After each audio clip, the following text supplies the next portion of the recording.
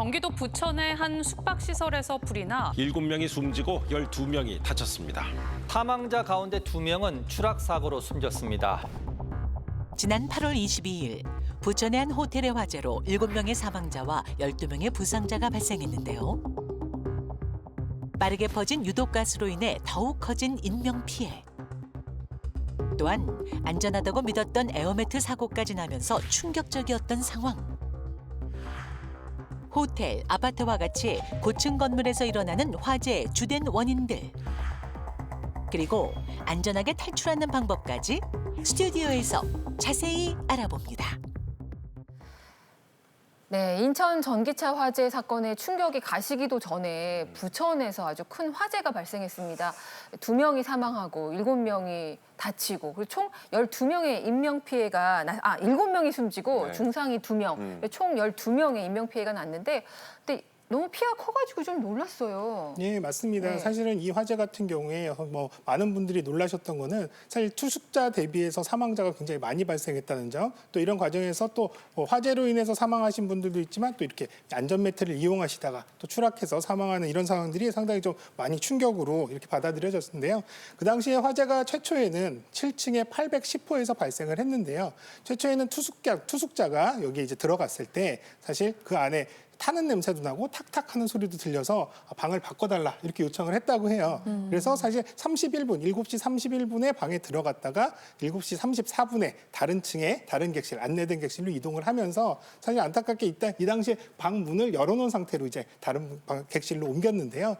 그 이후에 한 1, 2분 이후부터 화재가 발생을 하면서 그 객실 안 그리고 또 그 객실과 연결되어 있는 복도 쪽으로 연기가 굉장히 빠르게 확대되는 이런 상황이었습니다. 그러다 보니까 사실 실제로 우리가 이용해야 되는 불이 났을 때 이용해야 되는 계단이라든지 복도 자체가 다 연기로 꽉 차 있는 상황에서 대피를 하지 못하는 상황. 그래서 인명피해가 많이 발생했다. 이렇게 보는 게 맞겠습니다. 810호에서 나오자마자 채 2분도 되지 않아서 연기가 확 퍼지더라고요. 네. 이렇게 빨리 퍼질지 몰랐거든요. 예, 많은 분들이 우리가 화재가 발생했을 때 뜨거우니까 불에 타서 죽는 사람들이 많다고 생각하시겠습니다만 실제로 연기에 의해서 사망하는 경우들이 대부분입니다. 그리고 또 연기의 속도가 얼마나 빠르냐면 사람이 재난 상황 시, 화재 상황 시에 걸음걸이로 이동을 하는 속도가 약 1초에 1m 정도 간다고 보거든요. 근데 연기는 그거의 한 3배에서 5배, 5에서 한 3m/s 이 정도 되거든요. 그렇기 때문에 연기가 훨씬 빠르게 번진다 이렇게 보시면 될 것 같고요. 당시에 810호는 앞서서 말씀드린 대로 사실 문만 잘 닫혀 있었더라면 지금 현재 확인된 바로는 이 문이 방화문으로 이렇게 확인이 되는데요. 네. 방화문만 정확하게 잘 닫혀 있었더라면 복도 쪽으로 연기가 확산되는 것들은 차단이 되면서 사람들이 대피할 수 있는 충분한 시간을 확보할 수 있었을 것으로 봅니다. 다만 안타깝게도 문이 열려 있었고 또 문이 또 자동으로 닫혀야 되는 자동 폐쇄 장치라든지 도어 클로저가 없는 상황이었어서 연기가 그대로 피난을 방해하는 장애 요인이 됐습니다. 그렇군요. 아니 근데 사실 저도 아파트 삽니다만 아파트 현관문이나 아니면 호텔 객실문 같은 경우는 우리가 의식하지 않아도 자동적으로 닫히잖아요, 문이. 네. 그런데 지금 이제 화재가 난 이곳은 이런 자동 닫히는 장치가 없었나 봐요. 그러니까요. 뉴스를 볼 때마다 안타까웠던 게 또 보니까 스프링클러도 작동이 안 됐다라고 맞아, 맞아. 나오더라고요. 이런 경우에는 그러면 피해 보상은 어떻게 이루어지는 건가요?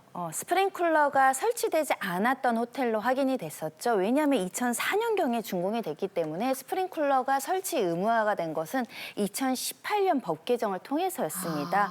그러니까 의무 대상은 아니었다는 겁니다. 그럼에도 불구하고 우리가 화재가 발생했을 때는 건물의 소유자, 점유자는 방호 조치를 충분히 해서 이런 인명피해를 방지해야 될 책임이 있는 것이죠. 현재 화재 원인에 대해서 조사가 이루어지고 있는데 예를 들면 에어컨 자체의 결함으로 인한 사고다. 그러면 에어컨 제조사가 일부의 책임을 배상해야 될 수도 있고요. 어떤 사람의 인적 부주의로 인한 것이다. 그럼 이 사람도 어떤 배상을 해야 될 의무가 있을 수 있습니다.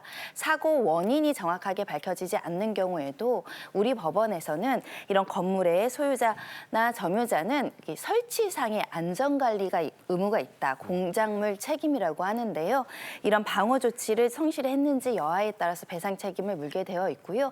또 건물에는 화재보험에 가입되어 있죠. 그래서 화재보험으로 이제 일부 받고 나머지 손해에 대해서는 손해배상 청구 청구를 통해서 배상받을 수 있습니다. 네. 그 처음에 810호에 들어갔던 투숙객이 에어컨에서 뭐 탁탁 소리가 나고 타는 냄새 난다고 나온 거잖아요. 네.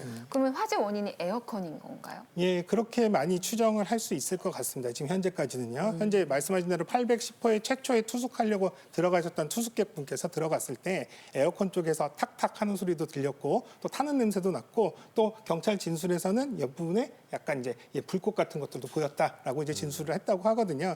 이런 상황으로 봤을 때는 에어컨 쪽에 뭔가 문제가 전기적 요인에 의한 화재가 발생할 가능성이 높다라고 보고 있고요. 또 한편으로는 이제 화재 감식을 하는 과정, 화재 현장을 조사하는 과정에서 에어컨에 연결되어 있는 전선부에서 용융흔이라고 해서 전선이 녹아서 이렇게 달라붙어 있는 흔적들을 찾았기 때문에 아마도 이런 에어컨 쪽에서의 전기적 요인에 의한 화재일 가능성이 높다 이렇게 보고 있고요.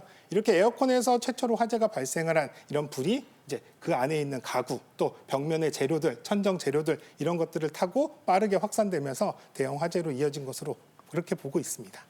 아니 잠깐만요. 이 객실의 에어컨 때문이라면 저희 집에 있는 에어컨도 화재의 원인이 될 수 있는 거 아닙니까? 예. 사실 이번 여름에 너무 더워가지고 맞아요. 저희가 애셋 아니겠습니까? 이 과부하 걸릴 정도로 에어컨 풀 가동했거든요. 너무 무서운데요. 예, 맞습니다. 사실 뭐 최근 들어서 에어컨 실외기 화재 이런 것들 많이 보도를 통해서 접하시겠는데요. 실제로 에어컨 실외기 화재 또 에어컨에 관련된 화재들은 계속 증가를 하고 있습니다. 물론 여름철이 길고 또 더워지기 때문에 더 많이 사용하기 때문에도 그렇긴 한데요. 대부분 에어컨 화재의 78% 정도가 이런 전기적인 요인, 합선이라든지 또 이제 제품의 고장 이런 것들에 대한 어떤 전기적 요인에 의한 화재로 이렇게 밝혀지고 있습니다. 그렇기 때문에 사실 에어컨 화재 또 실외기 화재 안전에 대한 부분들 좀 각별히 신경 쓰실 필요가 있는데요. 그래서 지금이라도 에어컨 실외기 본인들 집에 있는 실외기실 또 그리고 실외기를 좀 잘 확인하실 필요가 있습니다. 기본적으로는 에어컨 실외기 실부터 좀 확인을 하셔야 되는데요. 많은 분들이 에어컨 창문을 닫아놓거나 또 에어컨 실외기실에 이 루버라고 해서 바깥에 바람이 통하게끔 이렇게 이제 여는 이런 구조로 되어 있는데 사실 에어컨은 여름 때만 쓰다 보니까 가을, 겨울 이런 때는 이 루버를 닫아놓다가 네. 실제로 여름이 됐을 때 이런 부분을 열어놓고 쓰셔야 되는데 계속 닫아놓은 채로 그냥 에어컨을 쓰시게 되면 어떤 상황이 생기느냐.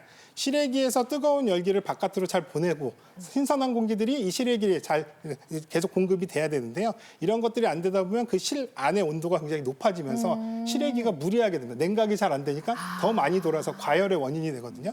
이런 과열들이 또 화재에 이어지는 이런 상황들이 되기 때문에 에어컨 실외기실의 창문, 외기에 접한 창문들을 잘 열려 있는지 확인을 하실 필요가 첫 번째 있고요. 네. 두 번째는 또 실외기실에 여러 가지 물건들을 막 쌓아놓고 이렇게 쓰시는 경우들이 많습니다. 네. 근데 이런 물건들이 많이 쌓여 있으면 과열이 돼서 화재가 발생했을 때 이런 물건들이 가연물로서 존재하기 때문에 화재가 또 빨리 커지는 이런 상황들도 되고요. 또 많은 물건들이 쌓여 있다 보면 그 안에 있는 공기의 최적이 적어서 아까처럼 공기가 금방 뜨거워지면서 또 과열의 원인이 되기도 하기 때문에 실외기실에는 다른 물건들을 적재하지 마시라. 이 부분 꼭 말씀드리고 싶습니다. 또 하나는 실외기가 벽면이랑 너무 가까이 붙어 있어도 안 되거든요. 그래서 약간 벽면에서 10cm 이상 띄워놓으라 이렇게 돼 있는데 그래서 확인해 보시는 방법은 본인이 주먹을 쥐어서 실외기랑 벽 사이에 넣어봤을 때 자연스럽게 들어갈 정도의 간격이면 충분하다 이렇게 판단하실 수 있으니까요. 실외기의 설치에 대한 부분들도 잘 확인하실 필요가 있겠습니다. 또 하나는 실제로 이제 실외기실 우리가 대부분 에어컨 자체는 필터라든지 이런 것들을 좀 잘 갈아주기도 하고 청소도 네. 해주시는데 실외기는 사실 바깥에 있다 보니까 이런 청소들을 잘 안 하시는데요. 네. 이 안에 이물질, 뭐 새똥이라든지 낙엽이라든지 이런 여러 가지 것들이 들어가면서 이런 작동 상태, 고장을 유발할 수가 있기 때문에 이러한 청소들도 적극적으로 해주실 필요가 있겠습니다. 네.